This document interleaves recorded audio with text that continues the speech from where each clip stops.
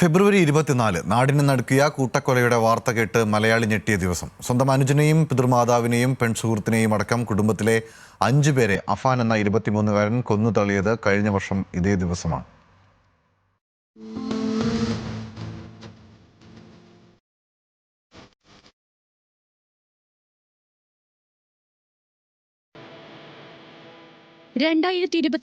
ഇതേ ദിവസം തിരുവനന്തപുരം വെഞ്ഞാറമൂട്ടിലെ പെരുമല ആർട്ട് ജംഗ്ഷനിലുള്ള സൽമാസിൽ അഫാൻ എന്ന 23-കാരൻ നടത്തിയ അരുംകൊല നാടിനെ ഒന്നാകെ നടുക്കി. ഫെബ്രുവരി 23 തിങ്കളാഴ്ച രാവിലെ 11 മണിയോടെ വീട്ടിലെത്തിയ അഫാൻ ആദ്യം കൊല്ലാൻ ശ്രമിച്ചത് സ്വന്തം മാതാവിനെ. ഷെമിയെ പിന്നിൽ നിന്ന് ഷാൾ കഴുത്തിലിറുക്കി കൊല്ലാനായിരുന്നു ശ്രമം. മാതാവ് അബോധാവസ്ഥയിലായപ്പോൾ മരിച്ചെന്ന് ധരിച്ച് വീട്ടിൽ നിന്ന് പുറത്തേക്ക് പോയി. വാതിൽ പുറത്തുനിന്ന് പൂട്ടി. അവിടെ നിന്ന് നേരെ പോയത് വെഞ്ഞാറമൂട്ടിലെ പണമിടപാട് കേന്ദ്രത്തിലേക്ക്. പണം വയ്ക്കാൻ സ്വർണം കൊണ്ടുവരാമെന്നറിയിച്ച് 1400 രൂപ അവിടെ നിന്ന് കടം വാങ്ങി. ഈ പൈസയ്ക്ക് ബാഗും ചുറ്റിയും എലിവിഷവും വാങ്ങി.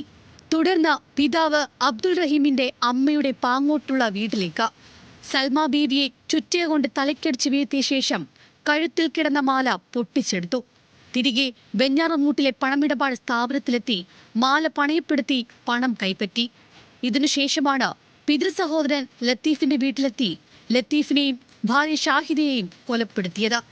പിന്നാലെ പ്രണയത്തിലായിരുന്ന ഫർസാനെയും വകവരുത്തി.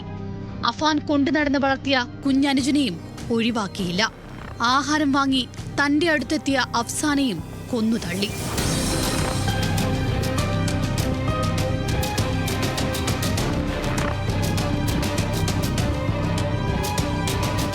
കടം കാരണം ജീവിക്കാനാവാതെ വന്നതോടെയാണ് മാതാവിനെയും സഹോദരനെയും പെൺസുഹൃത്തിനെയും കൊലപ്പെടുത്തി ജീവനൊടുക്കാൻ തീരുമാനിച്ചതെന്നാണ് അഫാന്റെ മൊഴി.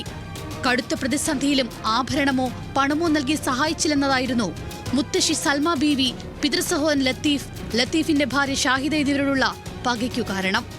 കടക്കാരുടെ ശല്യം രൂക്ഷമായതോടെ എന്തു ചെയ്യണമെന്നറിയാത്ത നിലയിലായി.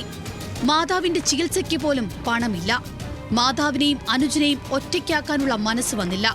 താനില്ലാതെ ഫർസാനെയും ജീവിക്കണ്ട, അവൾ അനാഥയായി പോകും. ഇങ്ങനെയാണ് അഫാൻ പോലീസിന് നൽകിയ മൊഴി. അഫാന്റെ ആക്രമണത്തിൽ ഭാഗ്യം കൊണ്ട് മാത്രം ജീവൻ തിരികെ കിട്ടിയ മാതാവ് ഷെമി ഇപ്പോഴും പ്രത്യേക പരിചരണത്തിലാണ്.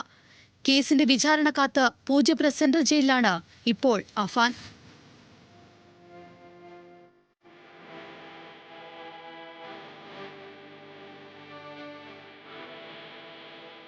അതിനിടെ കേസുമായി സാമ്യമുള്ള കാലം പറഞ്ഞ കഥയുടെ റിലീസ് തടയണമെന്നാവശ്യപ്പെട്ട് അഫാന്റെ പിതാവ് ഹൈക്കോടതിയെ സമീപിച്ചു. കേസിലെ വിചാരണ പോലും തുടങ്ങിയിട്ടില്ലെന്നും സിനിമ റിലീസ് ചെയ്താൽ മകന് ന്യായ വിചാരണ ലഭിക്കില്ലെന്നുമാണ് ആക്ഷേപം. News desk, news Malayalam.